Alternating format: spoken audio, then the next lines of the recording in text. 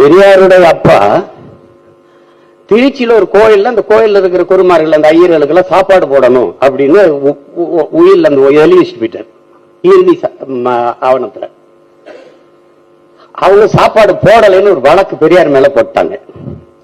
இவர் ஐயா கேட்கும்போது, நீதிபதி நீங்க என்ன சாப்பாடு போடலையா, உயிரில் இருக்கிற மாதிரி நீங்க ஏன் போடலன்னு. நான் போட்டேங்க, நான் போட்டேன், அவங்க சாப்பிடல.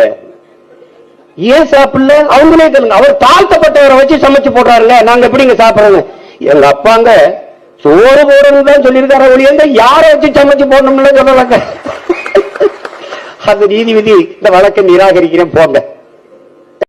மனித பிறப்பே உயர்ந்தவன் தாழ்ந்தவன் என்று பாகுபாடு பாராட்டாது எல்லாரையும் சமமாக பார்ப்பான், அதனால் அவன் பார்ப்பான்.